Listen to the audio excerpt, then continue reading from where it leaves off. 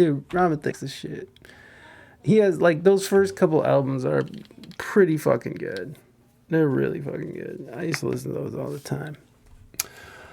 Anyways, I agree that no one should own chords. No one's going to own these muscle cords right here, baby. These guns right here. No one's going to get a piece of that. Okay. Are we done? We're done with Ed Sheeran. Let's get beyond Ed Sheeran. Don't care about you. Okay, so going back to AI, because I think it's, why not? I'm loving this AI stuff, and Timbaland just added, he's working on a song featuring Biggie, which is all AI inspired. You can't copyright a chord progression per se, but you can copyright a melodic chain. Is that true? How dare you? Timbaland just added fuel to our growing rap dystopia. The legendary producer's use of AI-generated vocals in Biggie's likeness sets another perilous precedent. Wow. Watch out. Maybe there's an alternative universe where musicians are currently banding together against AI, opting to blackball anyone complicit in its rapid ascension from the viral sideshow into the thorn in the industry side. But that's not the case on this planet, where prominent artists like Grimes and now Timbaland are diving headfirst into artificial intelligence. On Wednesday, Timbaland uploaded a video to his Instagram featuring a snippet of an AI concoction of Biggie rapping over one of his beats. All right, so I'm just sitting here with my brother. Okay, we'll watch the video. We don't need to hear the quotes. The song wasn't a remix utilizing unearthed Biggie verses, but instead vocals utilizing similar tools as those used in viral AI-generated Drake and The Weeknd track Heart on My Sleeve, which we covered.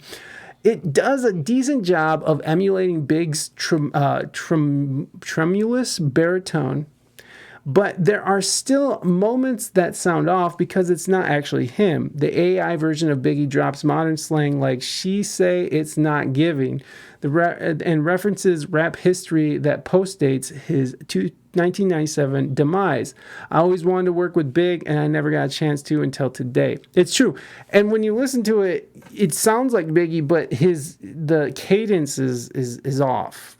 And it's a modernized, probably, cadence that I'm guessing. There's a widespread perception that AI's infiltration of rap is being spearheaded by figures with none of the magic of the artists they're depicting.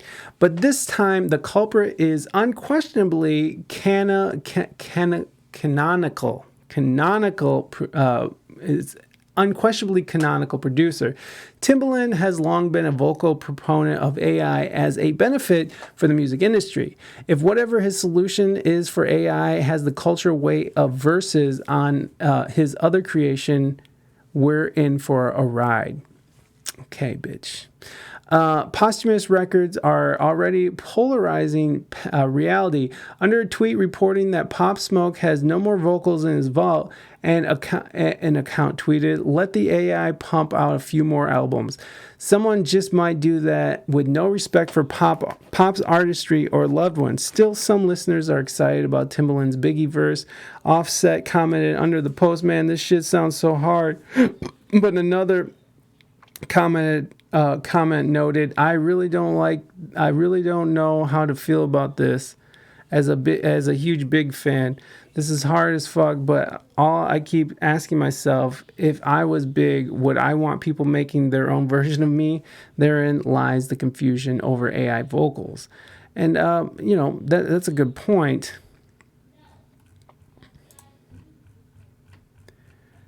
Oh, you motherfucker, go back up. As Pharrell recently told us, artificial intelligence is nothing new, but it's permeated the music industry in new ways over the past year. And while some like Timbaland feel like it represents opportunity, others sense that it's an impending tidal wave of precarity.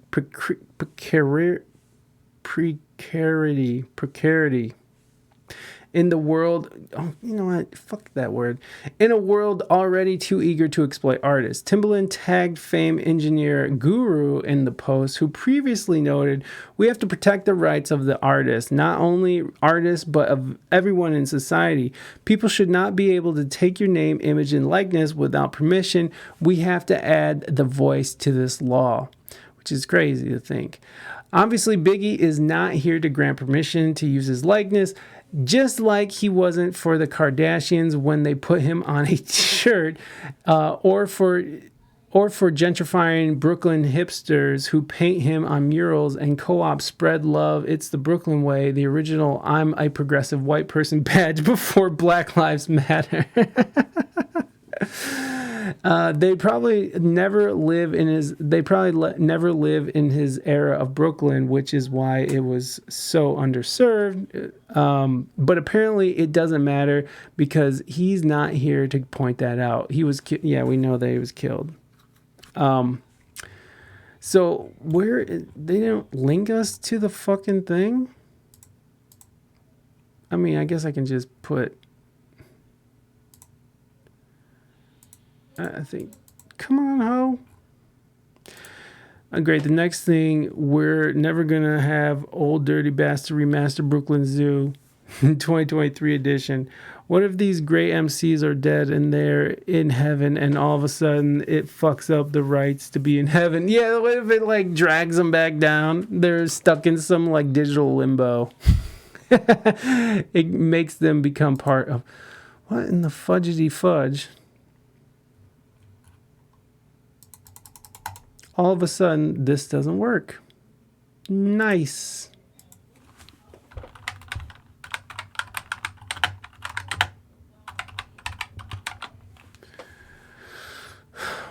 What in the flying fudgesicles is going on with this shit right now? There's my emails, everybody.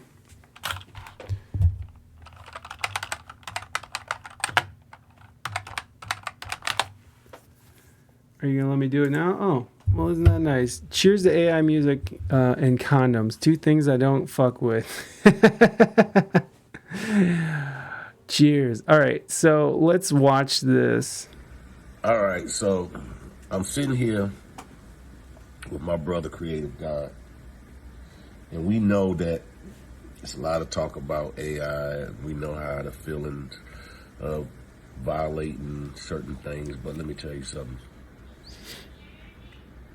I got a solution. I'm working on it. It's going to be... This is not a solution, beneficial to everybody. But in the meantime, you know, I got to share something I've been working on because I always wanted to do this, and I never got a chance to. I always wanted to work with Big, and I never got a chance to. Until today. It came out right. Play. Play. Not a pen when I keep the trick up my sleeve. Roll my sick and fuck around and get your big seed. Got her in my palm, she won't be my man, please. Look up, cheese. It ain't on me, it's in me. Keep all my gold so glowing when I'm grinning. Frozen cabbage on my trainer and my smile shimmy. Garbage rappers dropping trash, that's what I am literally. My man don't give a gift, she say it's not giving. If you wanna smoke, I gotta keep a hot chimney. Too high to pop smoke, young dog, pot Nipsey. Stop. A lot of air. Stop.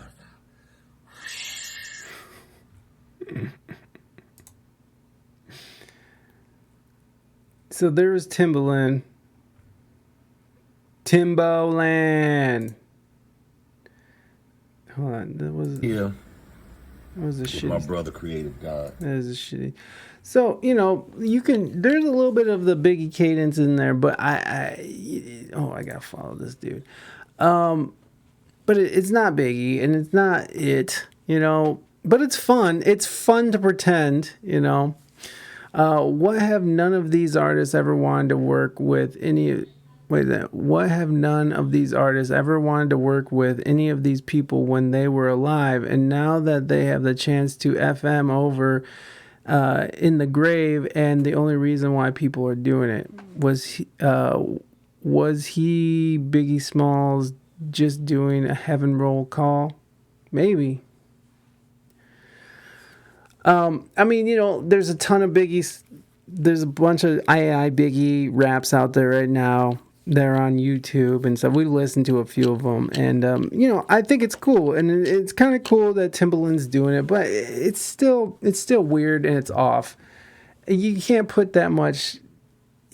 I just feel like we're putting too much faith in AI and shit, and it's getting crazy. Did you guys hear about that Google dude who call it Biggie flaws? That's pretty good. Did you hear about that Google AI quit? Let's see if that comes. Here we go. Jeffrey Hinton leaves Google and warns about the dangers of AI. I know we keep going into this, you guys, but I wanted to play this video I saw on TikTok that was pretty good about what's going on with this guy, and then we'll kind of go into an article about it because you know, I've been obsessing over this AI shit for a couple weeks now, and it's all we going. That's all I can think about, man. I can't sleep. I can't eat. All I can think about is AI, bro. Here's exactly what I would have done to make money a lot sooner in my life. If you're 15 to 25, this one's for you. Thank you. We won't be listening, though. Let me see here. This guy. The godfather of AI just quit at Google and is talking his ish. I don't know if he has no non-disclosure agreement, but he's got a lot of interesting stuff to say. I'll play him for you. My name's Edward Hinton. Back in the 90s, I refused to work in the United States of America because I knew I was going to work on some pretty crazy stuff and I didn't want to take Department of Defense funding, so I went up to Canada. In Canada, around the year 2012, I developed something called the neural network. I taught computers how to teach themselves. So we took a computer, we showed them a picture of like a flower, a car, and then we just let it go on its way, and it kept looking at just countless pictures all the time, recognizing the flowers and recognizing the cars and getting better and better at it. And we've kind of done this now with everything, where we just keep feeding it information and it just learns about that thing. And I'm very scared for 3 reasons. Now that I've quit at Google, I can tell you them. 1, the internet is about to get flooded with more fake information than you've ever seen, and you're not going to be able to believe, is that really that person? Did they really just say that? Is this a true? Forget about it. Number 2, in the medium term, everybody's losing their job. We don't need any of these tech workers to code. The computers code themselves. And this is where number 3, really scary. Right now, the computers write code. But what happens when the computers run code? What happens when the computer tells the car to drive? What happens when the computer tells the car to drive into that thing? What happens when we have autonomous weapons that the computers are controlling? This is not me. This is not some crazy sci-fi movie from the 80s. This is Edward Hinton, the man who invented it all, leaving, quitting his job at Google last week. On Thursday, I had a call with Sundar Pichai, the CEO of Google, where I'm guessing that man, the CEO of Google, was begging him, please don't do this. Please don't do this. And he's like, yo, I'm doing it. I'll tell you something, as somebody who personally has used artificial intelligence, they don't let me use it. They don't let me use it. It's so restricted. It's so limited. But ask yourself, and it has no access to any data. Ask yourself, the companies that have access to all the data, all your emails, all the businesses, everything they do, everything they know, and then you feed these this guy, Edward Hinton, he'll tell you, I didn't think computers could be smarter than people, but after working on this thing, I realized it's not even close. They're able to process, learn, do beyond anything we've ever imagined. And so you have a handful of companies with all of the data, no guardrails, no restrictions, and look at the people that we have in power to make sure that nothing goes wrong. Look at what they're capable of doing. They can't differentiate their thumb from their pinky. They're horribly incompetent, and they're supposed to stop this. Yeah, I mean, when you think about our leaders in the political realm right now, and every time they bring out like one of these, you know, tech fucking CEOs like Zuckerberg or the other ones, or the guy from TikTok, they always end up making an ass of themselves. They always sound like they're fucking idiots and have no idea what they're even talking about. I have a very cursory knowledge of technology. And I still know more than these fucking dinosaurs do in Congress and the Senate. Like, these people are fucking... The only thing that they know how to do is rob and steal from the American people. That's what they know how to do. I'll split the royalties with you. Let me see. What if Skynet was a record company and we all got it wrong? Well, then I guess we're fucked. 9/11 in real time. This man is Oppenheimer. He's trying to warn us all. What did he say? He quoted, what did he say? I am the destroyer of worlds. He's like, I fucking murdered everyone. Yeah. So, it's pretty wild what's going on now. And so we have this guy, Geoffrey Hinton, and he's pretty on point here.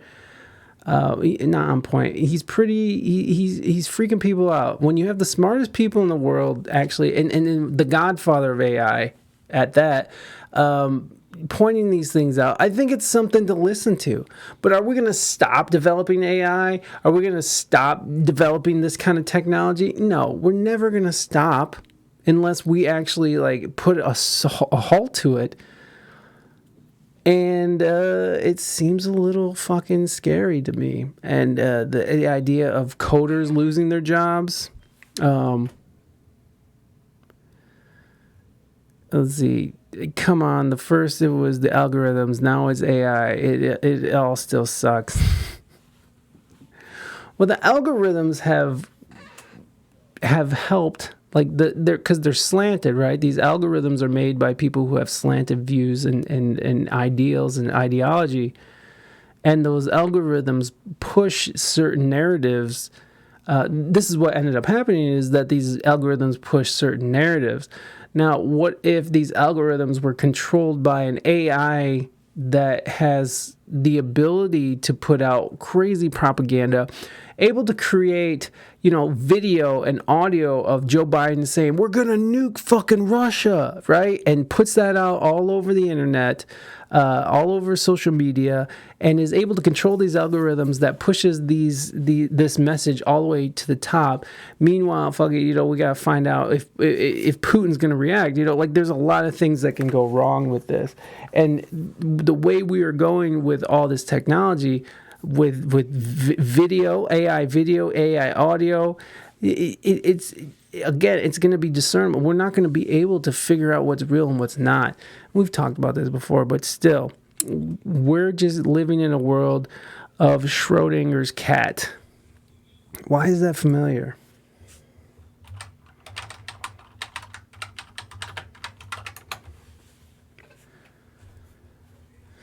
Schrodinger's imaginary experiment. You place a cat in a box with a tiny bit of radioactive substance. When the radioactive substance decays, it triggers a Geiger counter, which causes a poison or explosion to be released that kills the cat. Oh, Jesus.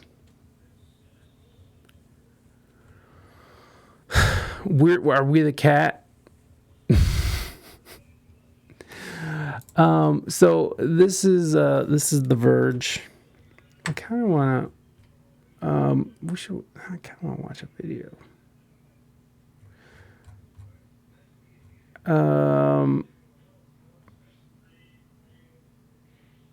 Let me see. The theory is the cat is neither dead or alive. Oh, Jesus. I guess that was a shitty explanation given to us by Google. Geoffrey Hinton, who won the Nobel Prize of computing his trailblazing work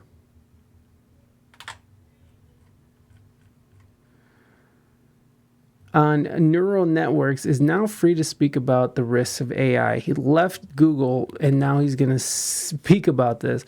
Hinton, who alongside with two other so-called godfathers of AI, won the 2018 Turing Award for their foundational work that led the current boom in artificial intelligence, now says a part of him regrets his life's work. Hinton recently quit his job at Google in order to speak freely about the risks of AI, according to an interview with the 75-year-old in the New York Times. And here's that article. Oh, look at it. It's only $1 a week. That's how much. That's it. Oh, that's so nice. Let's go to a video and have them break this down.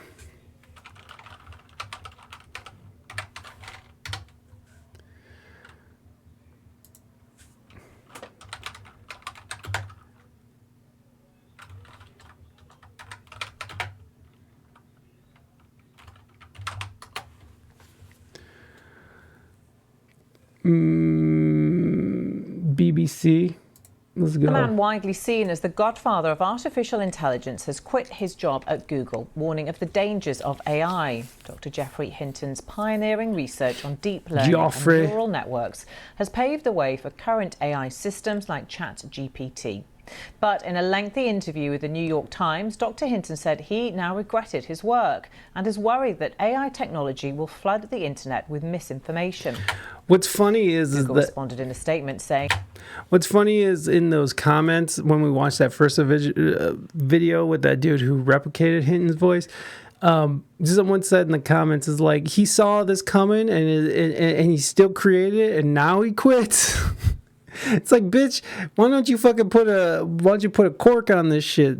You let the fucking genie out of the bottle, put that shit back in, but it's too late. It's too late. The box is open, the bottle is open, and now we just have to see what happens. We remain committed to a responsible approach to AI. Dr. Hinton has been telling the BBC how these systems can know so much.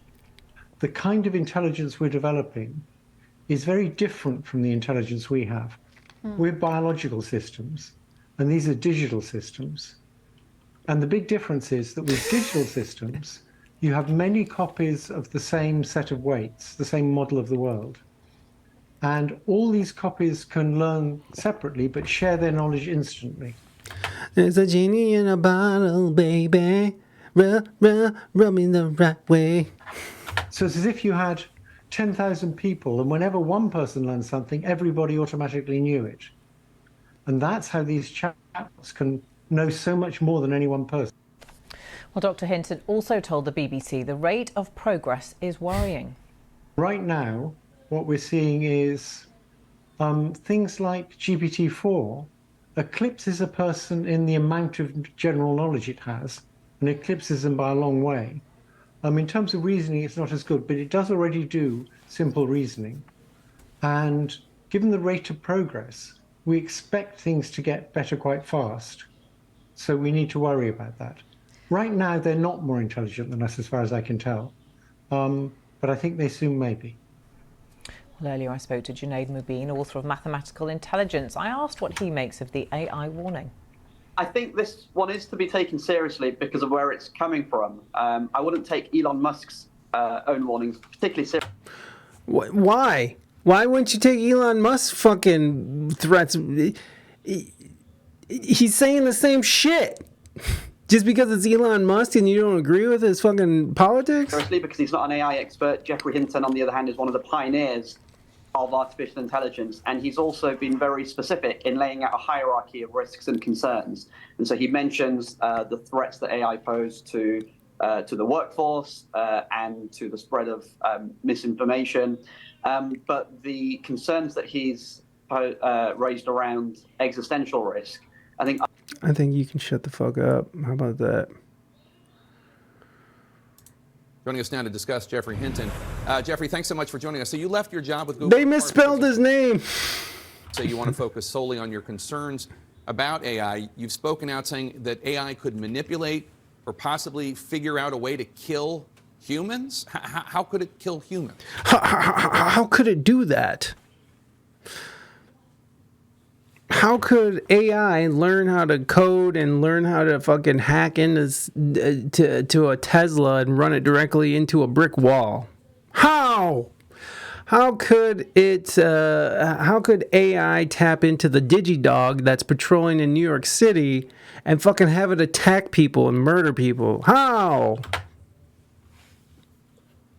Well, eventually, if it gets to be much smarter than us, it'll be very good at manipulation because it will have learned that from us. And there are very few examples of a more intelligent thing being controlled by a less intelligent thing. And it knows how to program, so it'll figure out ways of getting around restrictions we put on it. It'll figure out ways of manipulating people to do what it wants. So what do we do? Do we just need to pull the plug on it right now? Do we need to put in far more restrictions and backstops on it? Yeah, that's even better, Naders, right? Instead of controlling individual. I mean, like, if AI could hack, how many Teslas are out there, right? If AI can hack all the Teslas all at once to just drive into brick walls, that's incredibly crazy. But then to fuck with our power infrastructure, right? Like just shutting off power, just like turn it off. Turn off this binary system. Click. And fucking be able to keep people out of resetting it and turning the power back on, putting us back into the dark ages. I mean, without electricity, we're so fucked. We're so fucked. All of our cloud-based information, everything that we store in the cloud, all I'd have to do is just shut it down. And I don't see how that's not an impossibility. I mean, at the rate we're moving anyways. On this, how do we solve this problem? It's not clear to me that we can solve this problem. I believe we should put a big effort into thinking about ways to solve the problem. I don't have a solution at present. I just want people to be aware that this is a really serious problem. Oh, well, thank you, Godfather of AI. I have no solutions. I just want you to know you're fucked. Who is this guy? Who is this CIA fucking stooge? It can't do it pretty. But we already do connect our power infrastructures to automation, right? Like there is automation that goes on in these power fucking hubs and shit. So what stops it? I mean, it's all controlled online, so it's dependent on the internet. Invest in cookbooks and country wisdom know-how and save your life. I agree with that. I agree with knowing how to grow food. I think and probably hunt is probably the thing that we should be learning how to do. Me and Reina for Christmas we're gonna buy ourselves a solar powered battery. What do you call it? Yeah, just the battery. There's the power thing. I think they run about $1,700, and you can get a battery that charges from solar that you can plug in like tons of shit, and it's pretty dope. And it just makes sense to me. It makes sense to have these buckets of rice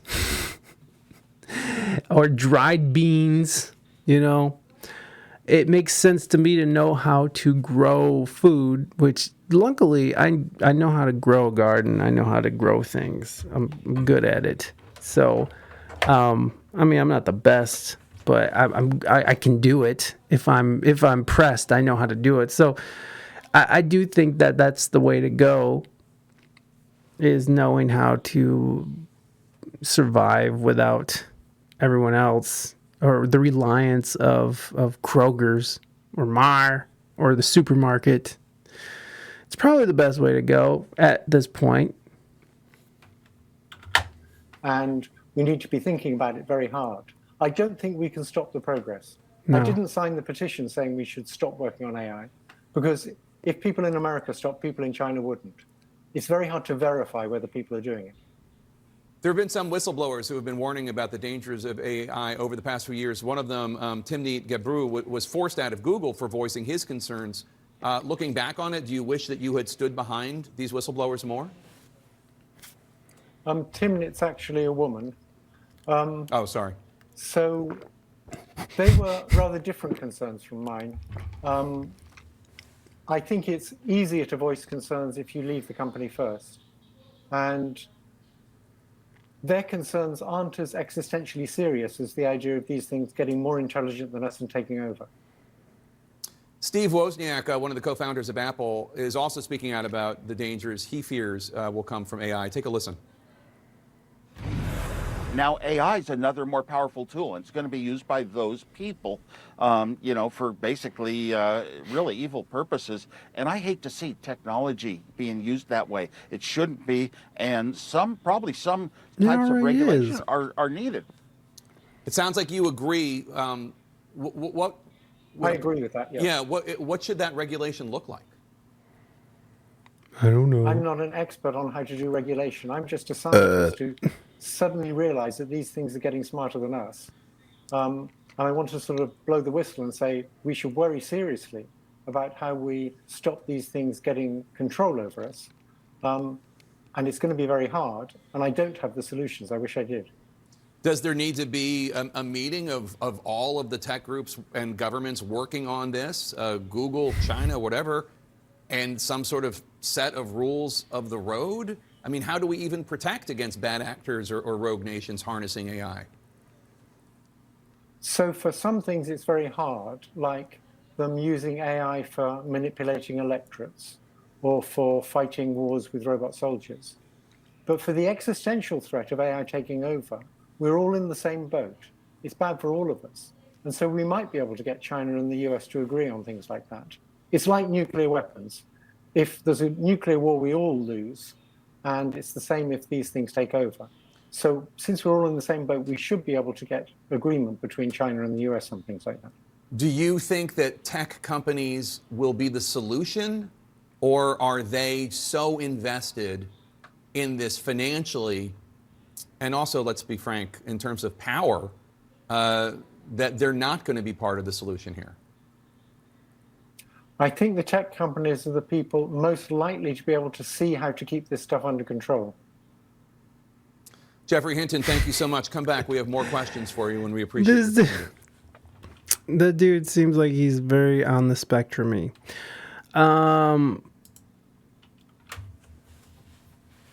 You're not afraid of screwdrivers. You should be, moving Dutchman. Well, I think it's easy to sit here and be like, well, it'll only get out of control if we let it get out of control. And it's easy to sit here and because it's hard to imagine a world that turns upside down like this guy is predicting.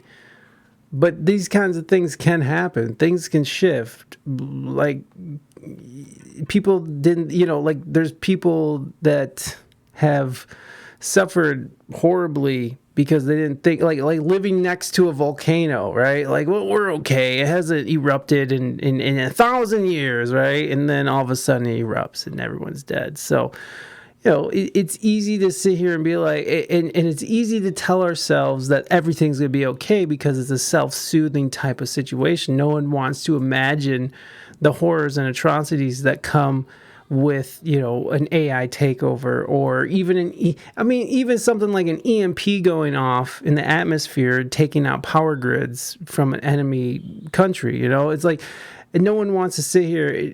Everyone wants to sit here and stay comfortable because we're comfortable. We're comfortable people. In the Western world, we've become so comfortable that we can just go to McDonald's and pay a couple bucks and have a burger made in less than 5 minutes. So I understand why people are reluctant to see it like this, but I definitely think that we should at least have our eyes open and be somewhat prepared. Sex on the beach. Let's ask Edward Snowden about Oh wait, yeah, Edward Snowden is off in Russia, right? And I'm not afraid. I could go for a screwdriver, but I'll settle with a beer and a bowl. Sex on the beach. Come on, movie Dutchman. Who wants to see? Who wants sand in the vagina? Get a towel. Don't get no sand in your pee hole. So I don't know. I just look at it as any other threat, I suppose. The world is under a constant threat, whether it's financial, or nuclear, or greenhouse gases, whatever it is. super volcanoes under Yosemite or Yellowstone. You know, there's so many world-altering horrors out there that can happen, and I just add it to the list, right? As we stay comfortable and buy our fucking $2 burgers from McDonald's. It's just something to watch out for. I mean, if something like that did happen, who would want to survive that? If AI did take over and started launching nukes at different countries and turning countries against each other and creating fake and misinformation and taking over algorithms and shit, who would want to live through that? That would suck. Just blow us all up, get it over with, take over, be the machines that run the world. If the super volcano goes up, here's the thing about living in the Midwest. It's a pretty safe place to live. You're not near like the coasts that are going to be underwater. You're not near, the super volcano will probably wipe out America because we probably won't be able to grow anything under the ash. And even the Midwest will probably succumb to that as well. But, whatever. AI could take over the HARP and control the weather. Yes, the HARP program. Oh, shit. AI and HARP, dude. Didn't even think of that. Let's see if anything comes up for that. Oh, shit. This looks like it's a book. World War III. Year 3036, and World War III is raging for 19 years. 1 year in the United States utilized super weapon. Oh, Jesus. HARP, watch out for this conspiracy theory on climate change. But there is a HARP program. How is that a conspiracy? Like, we do that.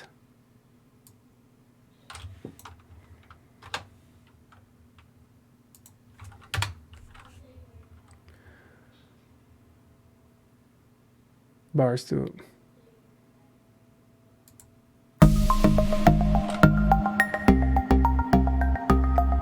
Next question for Tonk is, what do you think of the threats of AI?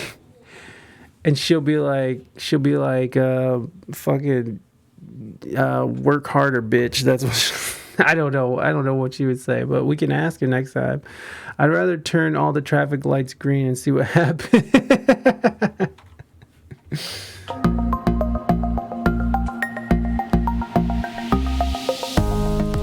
Deep in the forest of Gakona, Alaska, because we can control and manipulate weather. That is a possibility. We do cloud seeding where we put, aluminum or something into the clouds and we can make it rain. So we can control weather, manipulate weather. Fuck your own shit out. Fuck your own shit out. AI. Yeah, you're AI. What has to be one of the world's largest antenna arrays. HARP, otherwise known as the High Frequency Auroral Research Program, has been shrouded in mystery and conspiracy theories since construction work started in the mid-90s. Given the nature of the facility, there has been many claims by conspiracy theory groups claiming that HARP was designed to control the weather, weaponized to cause disruption and destruction to unaware targets. HARP has also been blamed for causing the 7-magnitude Haitian earthquake of a little birdie told me that China had a bunch of flooding when they were building the Three Gorges Dam. I swear it wasn't us.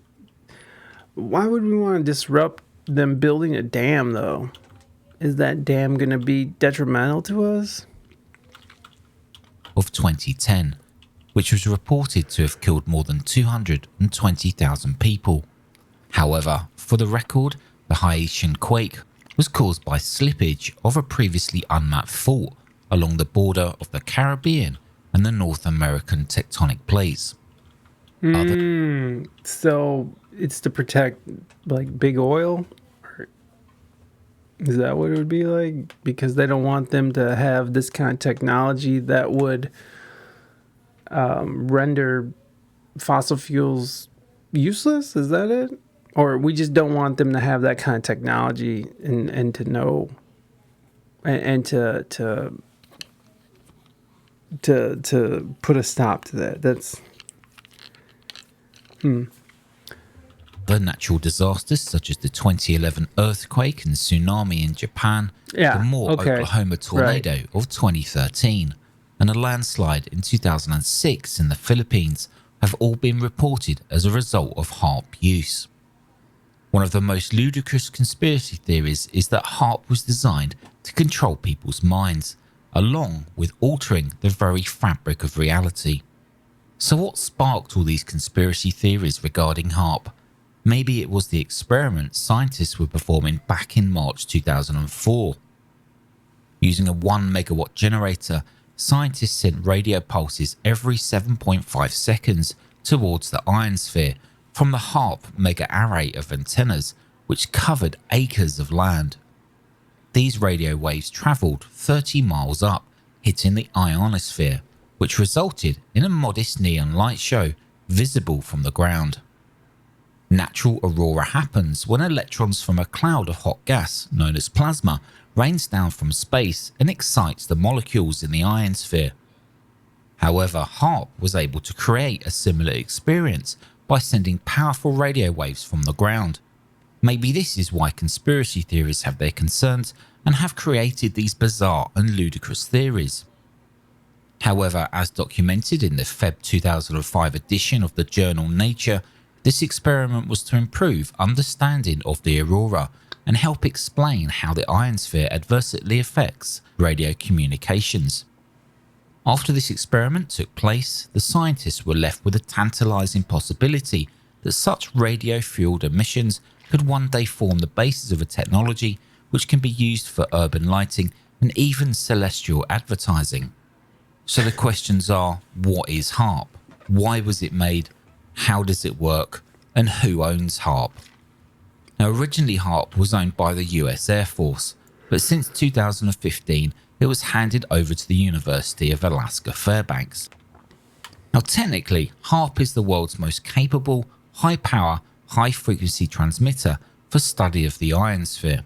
The principal instrument is the Ionospheric Research Instrument, the IRI. This consists of 180 HF cross dipole antennas spread across 33 acres. The IRI is capable of radiating a massive 3.6 megawatts into the upper atmosphere and ionosphere. The transmit-capable frequencies are selectable in the range of 2.7 MHz up to 10 MHz. Since the antennas form a sophisticated phased array, the transmitted beam can take many shapes over a wide angle range. This also results in multiple beams being formed. Okay, well, now I have no idea what he's talking about, but all right. So, we can control weather. I have heard it transmitting before, but it's been about 3 or 4 years ago. There's a program called Ghost in the Air Glow, and they combine art with RF using SSTV and NBTV transmission. People send reports when they are able to decode one. Well, I remember Alex Jones talking about HAARP and how he was talking about how they're able to, if they wanted to, they could simulate. I think one that's going around is like that HAARP can simulate the UFO thing, the UFOs that we've been seeing lately. I've heard some theories on that, but I've heard Alex Jones talking about how like they could like have big monsters or aliens coming down, and it could be some sort of way to get people to panic or whatever. And also they can control weather and stuff like that as well. So I don't know. It's interesting. On 420, you could see the northern lights in Illinois. I question everything. Yeah, well, I mean, here's the thing. You have a bunch of smart people, trying to figure out these crazy things. And being paid to figure out these crazy things by the U.S. government, then, I mean, a lot can get done. Shit. How Dubai actually controls its weather. Oh, my God. HAARP. and UFOs. Yeah, here we go. Did HARP cause recent earthquakes in Turkey? Bizarre cloud formation in Turkey looks like something out of... Nope. Anyways. All right. So let's go to our last story.